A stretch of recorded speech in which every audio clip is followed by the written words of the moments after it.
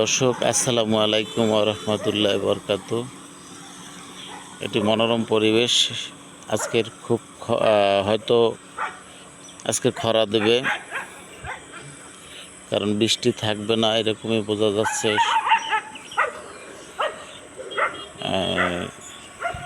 এবং এত সুন্দর রাস্তাঘাট আমাদের এলাকায়। আসলে রাস্তাঘাটগুলো সব জায়গায় একটু ভালো হয়েছে, হয়তো কিছু কিছু জায়গায় এখনো হয়তো আছে সমস্যা। সব জায়গায় যে ঠিক হয়েছে তা বলবো না, কিছু কিছু জায়গায় এখনো সমস্যা আছে।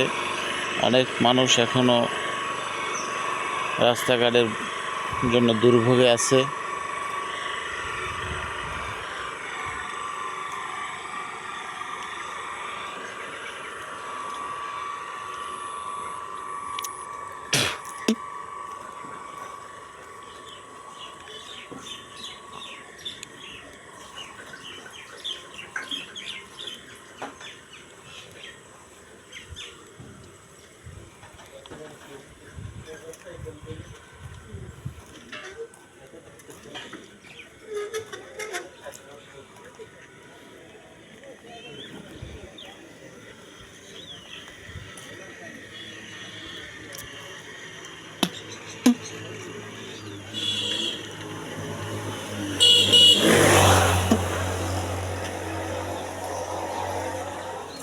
প্লাস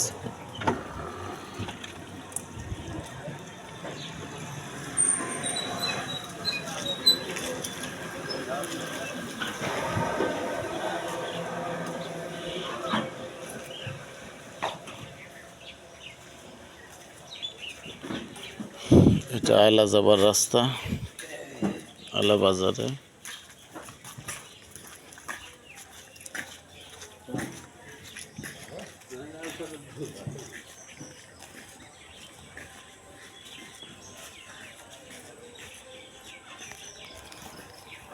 আসলে সকল রাস্তাঘাট মোটামুটি ভালোই হয়েছে। সরকার যেভাবে কাজ করে যাচ্ছিল, ওনার প্রধানমন্ত্রীর হয়তো মন ভালো, তার জন্য কাজ করতেছিল ভালো। কিন্তু কিছু কিছু লোকের হয়তো সকল তো সে ভালো করতে পারে না, সকলের মন তো ভালো না, তার জন্য হয়তো সমস্যা। হয়তো তার যদি পাশে যদি মন্ত্রীমহল যদি ভালো থাকতো এবং যে লোকেও কন্ট্রাক্টরেও কাজ দেয় সেই কন্ট্রাক্টরে যদি কাজটা সঠিক মতন করতো, তা হয়তো এই দেশটা আরও ভালো চলতো। এবং কাজের টেন্ডার যে টাকা দিয়ে নেয়, ওই টেন্ডারটা যদি সঠিকভাবে ব্যবহৃত হতো, কাজগুলো আরও ভালো হতো। তা সে দুর্নীতি আসলে একার পক্ষে সব কিছু সম্ভব না। তারপর যেই ক্ষমতা থাকবে তারই দেখা যাচ্ছে দোষ ত্রুটি থাকবেই। দোষ ত্রুটির ঊর্ধ্বে কেউই থাকতে পারবে না। যে সাধু আসুক সেই সাধুই দোষ ত্রুটি নিয়েই চালাতে হবে। কিন্তু আমাদের মতো মধ্য ফ্যামিলি, গরিব ফ্যামিলি যারা আছে তাদেরকে ইনকাম করেই খেতে হবে। ইনকাম করা ছাড়া তাদের কোনো উপায় থাকবে না। বিলাসিতা কারা করবে? আপনার আমি মিছিলে মিছিলে যাদেরকে নেতা বানাবো তারাই একদিন বিলাসিতা করে। তারা আমাদের ভোট নিয়ে তারা করে বিলাসিতা, আর আপনার আমি ঠকি।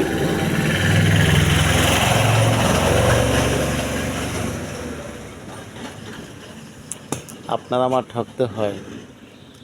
যে ঠকাটা হলো, এই রাস্তাঘাট একটা টেন্ডার হয়, সে টেন্ডারবাজি হয় বিভিন্ন খাতে। আসলে একটা মানুষের পক্ষে সব কিছুই সম্ভব না। প্রধানমন্ত্রী একা কত দূর আর করবে?